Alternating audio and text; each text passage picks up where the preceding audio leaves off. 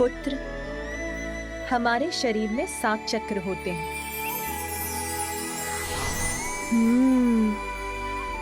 पृथ्वी से जोड़ने वाला मूलाधार, हमें सृजन की शक्ति प्रदान करने वाला और आनंद का स्रोत स्वादिष्ठान, हमारे आत्मबल, आत्मविश्वास और बुद्धि का स्रोत मणिपूरक, प्रेम, संवेदनशीलता और करुणा का स्रोत अनाहत,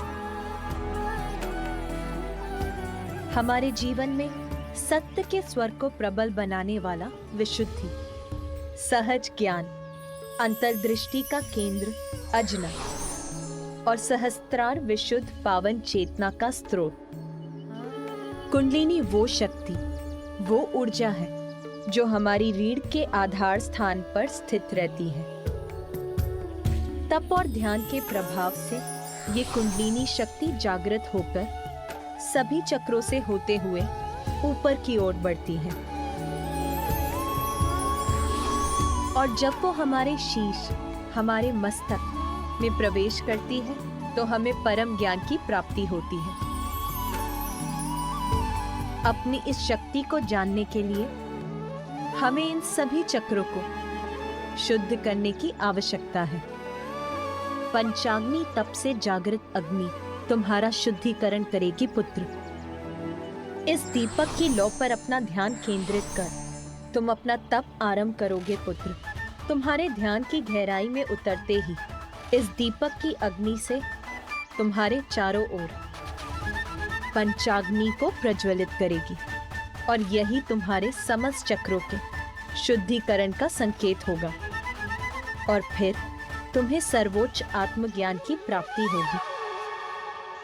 अब भोग लगाकर तुम्हें अपने तप का शुभारंभ करना चाहिए पुत्र। हाँ माँ।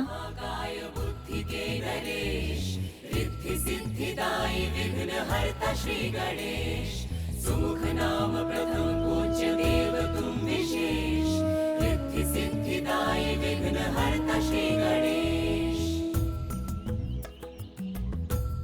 अब पद्मासन में बैठकर अपना समूचा ध्यान इस दीपक की लौ पर केंद्रित करो।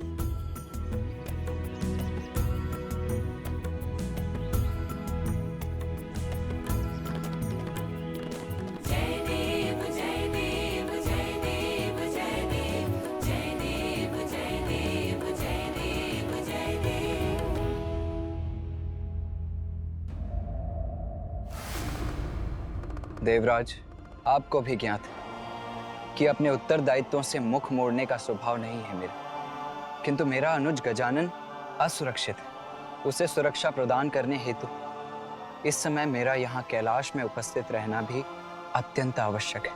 कुमार कार्तिकेय, ये कैलाश है, यहाँ स्वयं महादेव वास करते हैं, अर्थात गजानन सुरक्षित है। यदि कोई असुरक्षित है तो वो हम देवता हैं। हम देवताओं के सर पर संकट के मेघ छाएं।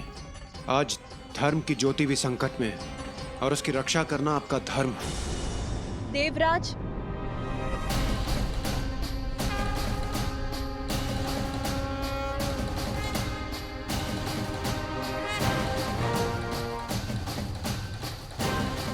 मात्र माता पार्वती और भोलेनाथ का पुत्र होने कारण हम उन्हें वो पद प्रदान करते जिस पद की योग्यता प्रमाणित करने के लिए उन्होंने अब तक कुछ भी नहीं किया।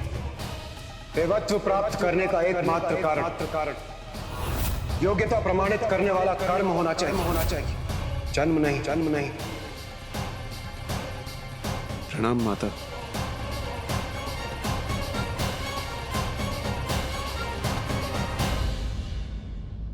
पूर्व में भी मैंने आपसे कहा था कि आपकी रक्षा, देवताओं की सहायता, सृष्टि के संकटों को दूर करना मात्र यही नहीं है मेरे पुत्र कार्तिकेय का धर्म। उसका दायित्व अपने परिवार के प्रति अपने दायित्व का निर्वाह करने के लिए इस समय मेरे पुत्र का यहाँ रहना अनिवार्य है।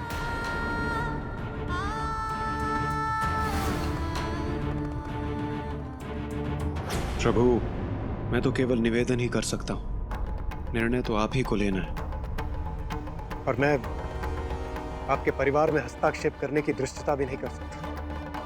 किंतु प्रभु, आज संकट मुख खोलकर खड़ा है। उसे नष्ट करने के लिए देव सेनापति होने के नाते कुमार कार्तिकेय का दक्षिणी छोर पर होना अति आवश्यक है प्रभु। इंद्रदेव, मेरा छोटा पुत्र कार्तिकेय का अनुज गजानन एक अत्यंत कठिन तप का प्रारंभ कर रहा है आज। उसके लिए मुझे अपने पुत्र कार्तिकेय की यहाँ आवश्यकता है। तो तप कर रहा है गजानन, अर्थात माता पार्वती अपने प्रण को भूली नहीं है। यदि गजानन इस तप में शक्तिशाली हो गया तो ज्ञात नहीं वो कितना समर्थ हो जाए। तप के पश्चात तो वो कदाचित मुझे ही देवराज के पद से हटाकर स्वयं मेरा स्थान न ले ले। नहीं, मैं ये कदाचित नहीं होने दूंगा। प्रिय, तब से तुम गजानन को सबल समर्थ क्यों बना रही हो? इसीलिए ना कि वो आत्मनिर्भर हो सके, सब जगत का कल्याण कर सके, लोक कल्याण का हेतु बन सके। तनिक विचार करो उमा, तुम्हारा पुत्र कार्तिकेय तो तुम्हारी शक्ति पाकर पूर्व से ही सर्व समर्थ है। वो अपनी रक्षा करने के साथ साथ वो सज्जनों की रक्षा करने में भी सक्षम है, और वही उसका धर्म है ना? पुत्र, तुम ही कहो, तुम्हारा कर्तव्य कहाँ है, यहाँ या दक्षिण में?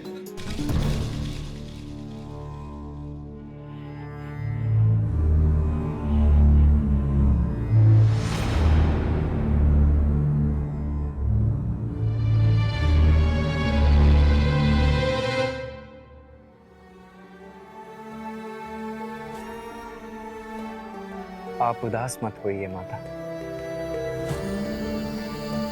पिताश्री का संकेत उचित है। आप यहाँ गजानन की सुरक्षा का ध्यान रखें और मैं वहाँ दक्षिण में अपने दायित्व का निर्वहन करूंगा। किंतु जब भी आपको मेरी आवश्यकता होगी मैं यहाँ उपस्थित हो जाऊंगा। क्या आप मुझे जाने की अनुमति देंगे?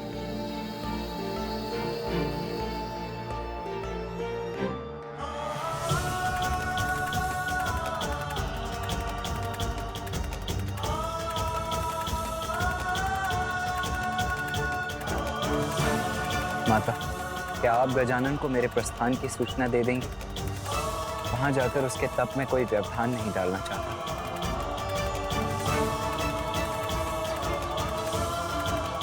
तुम जाओ पुत्र।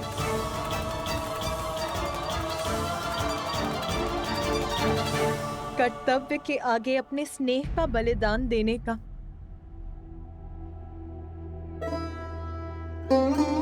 अपने हृदय को कठोर बनाकर तुम्हें विदा करने का अभ्यास हो गया है मुझे। और आप भी सुन लीजिए इंद्रदेव, यदि मेरा पुत्र गजानन अपने इस तप में सफल हुआ तो उसे कभी किसी की सहायता की आवश्यकता नहीं होगी। वो भी सर्व समर्थ होकर अपनी ही नहीं, संसार की सभी बड़ी समस्याओं को सुलझाने में सक्षम हो जाएगा।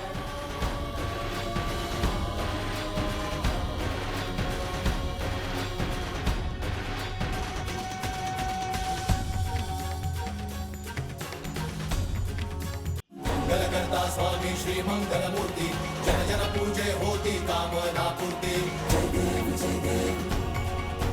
चित्तहरण सुखदायक देव गणराया, वांछित फल पाया जो चरणों में आया। जय देव जय देव।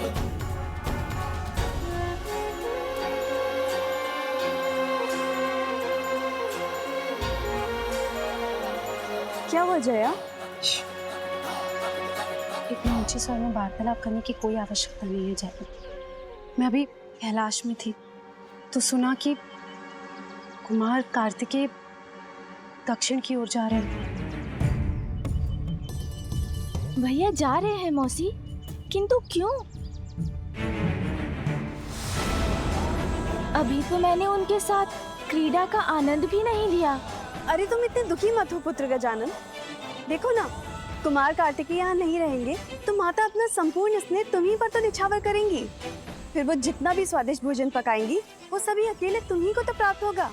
तुम्हें तो आनंद आ जाएगा ना। भोजन? अरे गजानन, तुम खड़े क्यों हो गए? मैं रसोई गृह जा रहा हूँ, अभी लौट आऊंगा। अरे रुको गजानन, गजानन।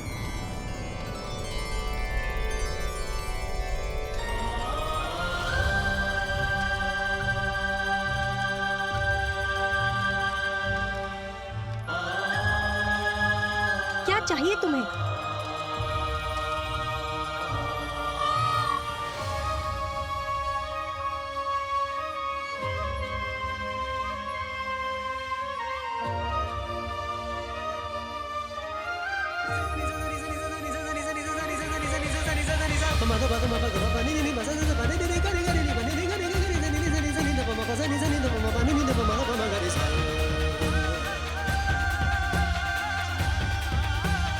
मैं कुछ नहीं बोलूंगी, किंतु साधना के मध्य में भूख को मिटाने के लिए अपने भोजन की व्यवस्था करने आया था।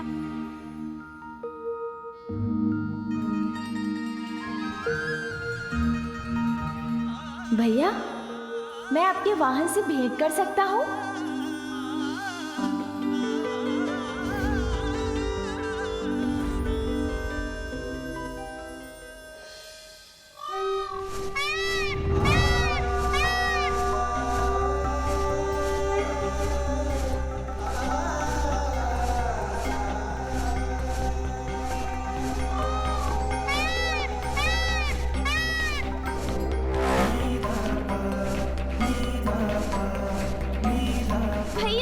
रुकिए भैया।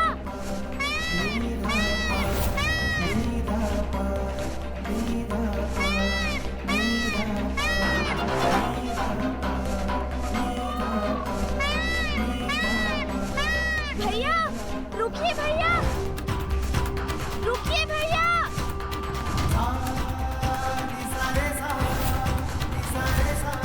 रुकिए, भैया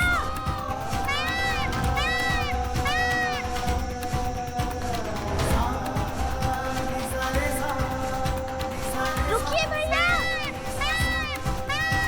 भैया इधर देखिए ना। रुकिए भैया। खजान?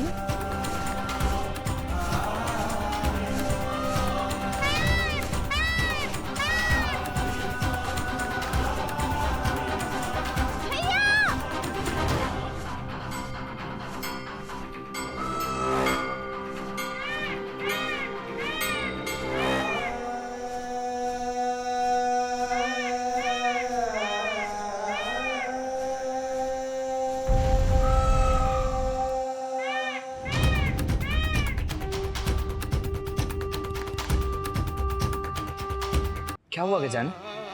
तुम दौड़ क्यों रहे थे? मुझे क्यों रोका? सब सकुशल तो है ना? इतनी बार कहा है तुम कि भवन से इतनी दूर अकेले मत निकला करो। कहा है ना? फिर माता को पता है तुम यहाँ हो? ये क्या है? भोजन आपके लिए, माँ के हाथों का बनाया हुआ भोजन। आपको अत्यंत प्रिय है ना माँ के हाथों का बनाया हुआ भोजन? ये लीजिए, जब मन हो तब खा लीजिएगा।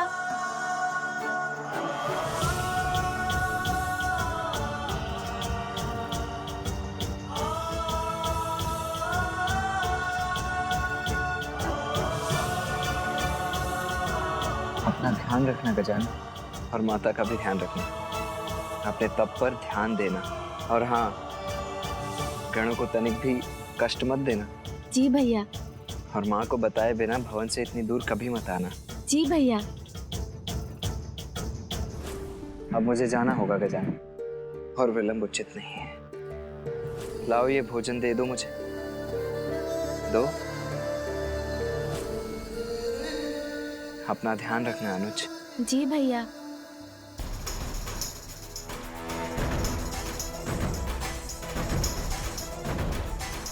आपका जाना मुझे तनिक भी अच्छा नहीं लग रहा भैया, किंतु आपको रोक भी तो नहीं सकता ना।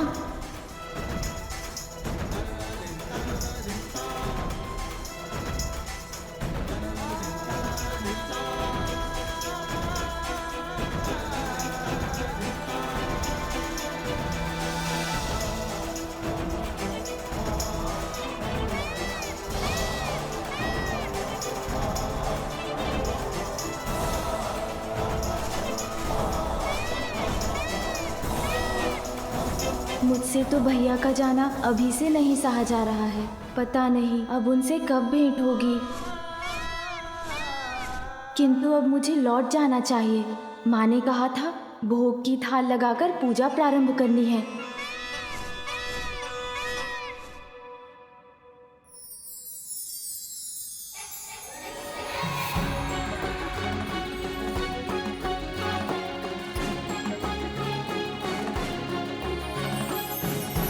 अरे वाह, कितनी सुंदर तितली है।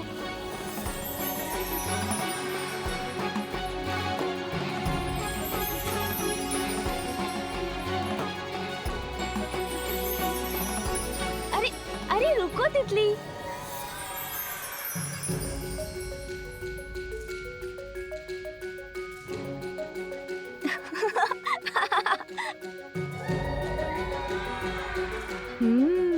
विश्राम कर रही हो तुम? अवश्य पकड़ लूंगा इस बार तुम्हें।